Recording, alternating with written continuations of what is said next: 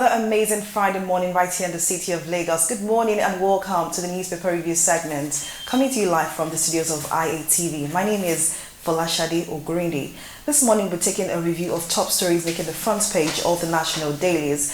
I'll be taking a review of the Punch newspaper, The Guardian, The Nation, The Nigerian Tribune, and of course the Punch newspaper. But let's begin today with the Punch newspaper. And the Punch this morning is reporting with this story. I'm under pressure to release ministerial list, says Buhari. With the riders, I would only appoint persons known to me, says the president. Lawan denies saying list will be submitted this week. The story is on page 13 of the Punch newspaper. All the stories making the front page here, just about the masthead. We have a story that says Nigerian lawmakers, police, judges most corrupt, says TL National Assembly kicks. Report not based on scientific report, says the Senate. That story is on page 2 of the Punch newspaper. A story here says poor Nigerians increased from 86 to 98 million in 10 years, says UNDP. That story is on page 13 of the Punch newspaper. External debt servicing gobs $357.26 million in 3 months. That story is on page 25 of the Punch newspaper. We have a picture here of the police operatives, arresting some Shiites member. There's a caption here that says police arraign 38 Shiites for criminal conspiracy and rioting. That story is on page 7 of the Punch newspaper. I have a story here that says Adeleke family alleges betrayal, rejects 2022 PDP governor tickets. That story is on page 12 of the Punch newspaper. I'll take that story again. Adeleke family alleges betrayal, rejects 2022 PDP governorship ticket. That story is on page 12 of the Punch newspaper. Generator film kills couple and 5 children in Rivers. That story is on page 4 and page 5 of the Punch newspaper. Ex-governor stopped from stealing 11.5 billion naira hours to handover, says the EFCC. That story is on page 12 of the Punch newspaper. Just beside the masthead story says Unizik scandal, ICPC begins probe of ex-VC suspended lecturer. That story is on page 19. And finally, on the Punch, Okorocha's government shunned TSA, operated 250 accounts, says Ihadioha. That story is on page 7 of the Punch newspaper. If you're interested in looking at the details of the stories, just go and get the Punch and take a review or read in details. Now let's move on to other stories making the front page. This morning we have the Nigerian Tribune, and there's a report here that says academic qualification. Buhari knows fate today. President was allocated unmerited votes in the north, says Atiku's witnesses. APC compromised security agents tell tribunal. The story is on page 6 of the Nigerian Tribune. A story here says Buhari sends Mohammed's name to Senate for confirmation as CJN. That story is on page 34. Kogi gubernatorial, 37 ABC aspirants back Bello on indirect primaries. That story is on page 5 of the same newspaper. Ocean 2022, family rejects adoption of Adeleke as PDP's governorship candidate. That story is on page 36 of the Nigerian Tribune. Just above the masthead, a story on NNPC says NNPC clarifies GMD statement on fuel price, perish contemplation of fuel price hike, PDP warns Buhari. That story is on the front page and continued on page 36 of the Nigerian Tribune. Federal government saves 10 trillion naira from TSA, 288 billion naira from IPPIS, says AGF. That story is on page 39 of the Nigerian Tribune. Dangote Otedola pledged dollar rain for Super Eagles. That story is on page 4. Moving on, we must restructure Nigeria to move forward, says Jonathan Adebanjo and others. That story is on page 19. I think that's all we have reported on the front page of the Nigerian Tribune. Without wasting much time, let's head now to the Vanguard newspaper.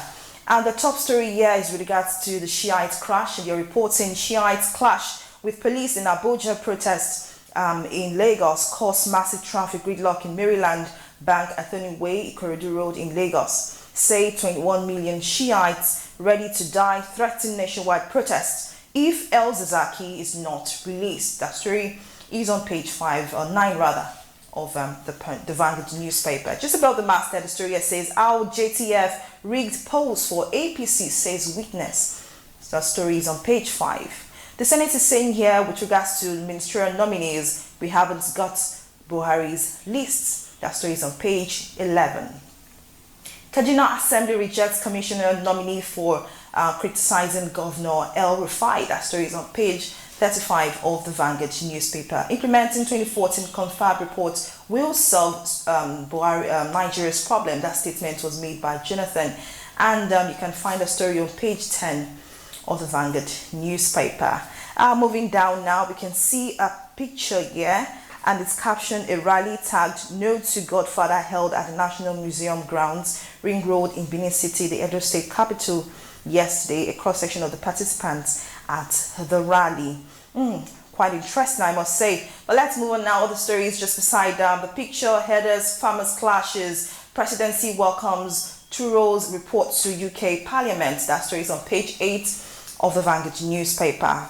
Same-sex marriage, Methodist Church Nigeria to pull out of church if. You can find more about the story on page 10 of the Vanguard newspaper. Invasion of Imo community. Forgive us, headsmen beg indigents. That story is on page 50 of the Vanguard newspaper. If you're interested in knowing what exactly is going on with the headsmen begging the indigents of Imo State, you can head to page 15 of the Vanguard for more details of that story. Naira depreciates to 360 Naira 76 kobo per dollar in I and E window. That story is on page 41 of the Vanguard newspaper. I think that's all that's reported here. We need to move on now to the Guardian newspaper. There's an interesting story about the ministerial lists, and the Guardian has this head story that says Senate ends week without Buhari's ministerial list. The writer says President meets National Assembly leadership in Nasirok, requests confirmation of Tanko as CJN 15 aides. How APC internal friction delays cabinet formation. For more details of that story, it's on the front page of the Guardian and continued on page 6 of the Guardian newspaper. El-Zakzaki's supporters take protests to Lagos, say they are ready to die for their leader. Groups condemn disobedience of court orders. That story is on the front page, and continued on page 6 of the Guardian newspaper.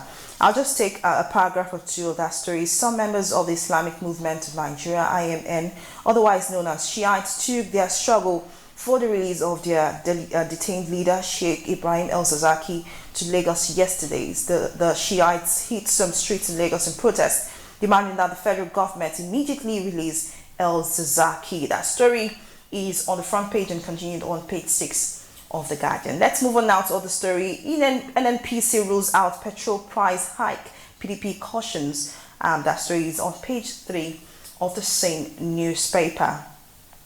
The African story here says Africa loses $50 billion yearly to illicit financial outflows. If you're interested in this story and you really want to know what's going on with the business aspect of Africa, head on to page 3 of the Guardian newspaper. Bill on proliferation of small arms, light weapons passes second reading. That story is on page 5 of the Guardian newspaper. And finally on the Guardian, Dangote Otedola rain more dollars on Super Eagles. Quite interesting. It's on the back page of the Guardian newspaper. And let's head now to The Nation. The Nation is reporting revealed Kaduna politician behind Tinubu's 2023 items. With the rider APC stalwarts alleged ambition souvenirs traced to Dubai. That story is on the front page and continued on page 6 of The Nation. If you're quite curious to know what exactly is going on, just head on to page 6 of The Nation to get more details of the story. Just about the masthead of The Nation, Abdulrazak's resort authentic, says WAEC. That story is on page 44. El-Zakzaki, police arraign 38 Shiites. That story is on page 8 of The Nation newspaper. Other stories making the front page. TSA government rakes in 10 trillion naira from MDAs. That story is on page 7. Buhari nominates Mohammed for CJN. That story is on page 8 of The Nation. NNPC dispels petrol scarcity rumor. That story is on page 11. And Otedola Dangote dollar rain 4 Eagles. That story is on page 19. I'm pretty sure that members of the Super Eagles will be quite excited with regards to the promises of dollars. But that's good luck to them, considering the fact that they've moved on to the semi-finals of the AFCON game. Now let's move on to other stories here. Mago powerful forces frustrating anti-graft war. That story is on page 2, page 3, 46 and 48 of the Nation newspaper. I think we have other interesting stories here on the front page of the Nation. I'm under pressure on cabinet list, says Buhari. I'll take a paragraph of 2 of that story. And it goes thus. President Muhammad Buhari yesterday admitted being under pressure to present the list of ministerial nominees to the National Assembly. He spoke last night over dinner with the leadership of the National Assembly. Senate President Mohammed Lawan and House of Representatives Senate Speaker Femi Gbajabiamila were at the presidential villa in Abuja. So let's stop there now. Just details of that story is on the front page and continued on page 6 of the Nation newspaper. Okay, there's a CBN report here that says CBN policy frees 750 billion naira for loans. That story is on the front page and continued on page 6 of the Nation newspaper. Now let's head on to business in The Guardian. A story that says research group rallies stakeholders on new energy crisis study. That story is on page 23, the business column of The Guardian. Let's move on to other business story. Online business school debut targets 100,000 entrepreneurs by 2022. That story is also the business section. Now let's move on to other business stories. Sell-off persists as investors lose 265 billion naira and more. Analysts urge stakeholders to leverage low stock prices. If you're into the stock business, the story is for you. You can look it up in the business of The Guardian newspaper. Other business stories here says textile industry can create 2 million jobs, save $4 billion, says CBN. Urges security agencies, paramilitary to patronize the sector. Those who are interested in the textile industry, the story is for you, and you can look it up on the Guardian business segment of the same newspaper. Business story here says sovereign 2020 outlook for Nigeria, others as production output rises. That story is also on the same column of the Guardian business. I think that's all we have on the Guardian business. Let's move on now to the Metro City Crime Courts segment of the Punch newspaper. A story here says 2 firemen, 58 others died in Benue tanker explosion, says the FRSC. Quite sad there. There's a picture also of the fire explosion with regards to a tanker.